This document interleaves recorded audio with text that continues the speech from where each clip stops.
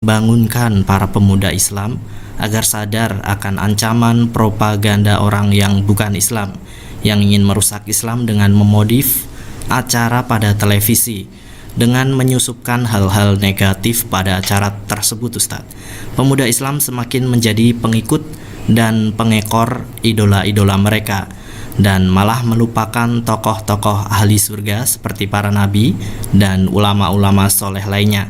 Bagaimana Ustadz caranya? Silakan Ustadz. Ya, jadi bagaimana untuk mendidik para pemuda kita? Ini pertanyaan dari Bapak Burhan, ya. Semoga Allah Subhanahu wa taala selalu menjaga beliau. Jadi kita dalam mengatasi permasalahan ini jangan seperti pemadam kebakaran. Kita sibuk istilahnya mengatasi masalah-masalah yang masuk. Kita berusaha istilahnya membungkam ya media-media sehingga diharapkan para pemuda itu tidak melihat media. Itu adalah metode pemadam kebakaran, jadi selalu mengatasi masalah yang ada. Nah, metode yang paling tepat dalam pendidikan karakter ini, bagaimana cara istilahnya menanamkan kecintaan pemuda ini terhadap Islam, ya, yaitu dengan menggali potensi mereka, yaitu kita berbasis pada potensi. Kita gali potensi mereka bahwa para pemuda mereka adalah fitrah. Mereka pada asalnya adalah cinta kepada Islam, cinta kepada kebaikan. Maka apa yang kita lakukan? Bukannya kita membungkam media-media tersebut, tapi marilah kita tanamkan tauhid, ya. Kita tanamkan karakter iman kepada para pemuda itu.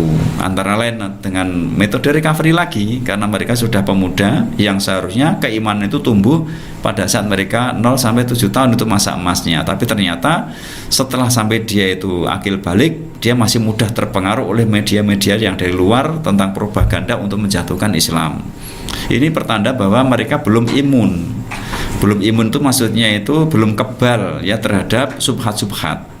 Nah, untuk mengimunisasi mereka yaitu dengan tauhid, karena tauhid itu adalah imunisasi yang paling manjur untuk menghadapi segala sesuatu kesesatan-kesesatan ya yang ada di luar sana.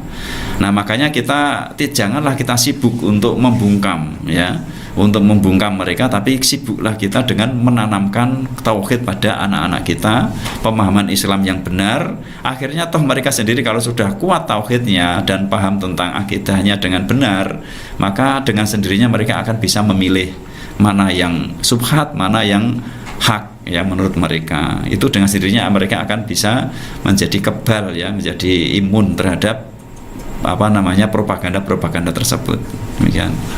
Ustadz, dalam hal ini menyikapi hadirnya televisi, bagaimana Ustadz? Apakah tidak boleh sama sekali Ustadz atau bagaimana Ustadz? Ya, jadi televisi memang anak sekarang sepertinya mereka adalah generasi yang banyak orang menyebut generasi Z ya. Generasi Z adalah generasi milenium atau generasi digital. Sepertinya tidak mungkin mereka itu dipisahkan ya dengan media ya, terutama dalam hal ini adalah internet ya, atau televisi. Bisa jadi orang itu mengatakan orang sekarang yang tidak bisa internet itu bisa disebut buta huruf gitu. Seperti itu untuk zaman sekarang gitu loh.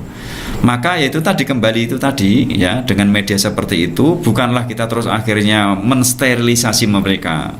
Sama sekali anak itu anti televisi ya. Mereka akan lebih penasaran karena apa? Anak itu penasaran, mungkin di rumah ditahan ya, tidak ada televisi, melihat sedikit dimarahi dia akan keluar ya, ke tetangganya, ke temannya, ke mbahnya ya. Akhirnya mereka menonton di sana karena apa? Mereka generasi yang beda dengan generasi para orang tuanya, yaitu generasi Z. Ada yang menyebut generasi C karena apa? Always click ya. Mereka selalu klik dengan teman-temannya. Always in community, selalu berkomunitas ya. Always connected, selalu terkoneksi, selalu online. Itulah generasi mereka, yaitu generasi C, yang beda dengan generasi 20 tahun yang lalu, 30 tahun yang lalu ini.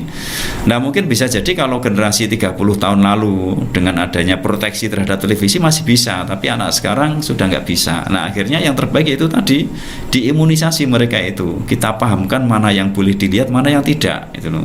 Ini kalau mereka sudah paham, kemudian cinta kebaikan, karakter imannya tumbuh, maka dengan sendirinya mereka akan menseleksi mana yang saya butuhkan. Akhirnya ada pepatah untuk mengatasi media yang begitu gencarnya, yaitu bukan kita istilahnya menolak semuanya, ya, memproteksi mereka untuk sama sekali tidak menyentuh ya media, tapi kita memiliki semacam kayak semboyan ya, kata pepatah itu fokus pada kekuatan anak ya, pada potensi anak, kemudian kita siasati keterbatasan. Itu maksudnya gini, media yang ada itu tidak selamanya itu buruk ya, ada sebagian di situ yang manfaat, sehingga kita tidak bisa mengatakan ditinggalkan sama sekali. Dan juga kita tidak bisa mengatakan bahwa itulah satu-satunya media yang terbaik ya untuk anak-anak kita, nggak bisa seperti itu. Maka setelah kita mengetahui potensi anak, ya tugas kita kan mengetahui potensi. Mungkin seorang anak itu ternyata dia cenderung di bidang desain, ya desainer, ya desain. Maka bisa jadi anak itu banyak belajar dari media, walaupun mungkin dia tidak harus sekolah, bisa jadi dengan media itu dia banyak sekali belajar desain dari situ. Maka akhirnya media itu bermanfaat bagi dia ya, terutama dalam bidang potensinya. Kemudian hal-hal yang tidak digunakan nggak usah dibuka ya. Bila suatu saat kemudian nyasar, karena sekarang itu banyak sekali disodor-sodorkan kepada generasi muda tontonan-tontonan yang tidak syar'i ya, yang melanggar syariat, itu akhirnya kadangkala remaja, anak, bahkan orang tua itu kesasar sampai ke situ. Tapi kalau kemudian sudah dibentengi dengan akidah ya yang kuat, dipahamkan, akhirnya mereka kembali lagi ya, tidak sampai terjerumus ke bidang tersebut. Jadi itu generasi C ya, generasi atau generasi Z, yang mana kita harus menyikapi keadaan mereka, memaklumi bahwa mereka beda dengan kita. Jadi fokus pada potensi mereka, manfaatkan itu untuk mengembangkan potensinya, kemudian siasati kelemahannya. Hal-hal yang tidak butuh, yang dia tidak butuhkan ya sudah, nggak usah. Sehingga jangan sampai kita yang tidak tahu potensinya, dengan media informasi yang begitu banyaknya, informasi yang datang kepada kita silih berganti, tapi kita mati gaya. Mati gaya itu maksudnya apa? Jadi bingung. Semuanya dipelajari, sehingga untuk apa juga nggak tahu. Akhirnya kita mati gaya. Itu karena apa? Nggak tahu potensi kita, apa yang kita butuhkan apa, itu loh. Karena begitu banyaknya informasi. Oleh karena itu, sebelum kita memegang media tersebut, kita harus bertanya kepada diri kita, apa yang dibutuhkan anak saya dan apa yang saya butuhkan. Maka itu yang kita ambil. Nah, maka kalau hanya sekedar ngisi waktu dan sebagainya, ya nanti sudah nyasar-nyasar kemana-mana, itu nggak punya arah tujuan. Itu maksudnya seperti itu. Jadi fokus pada potensi, siasati keterbatasan. Demikian. Baik Ustadz, terima kasih atas jawabannya. Kembali Ustadz ya, peran kita sebagai orang tua sangat utama ya Ustadz ya, Betul.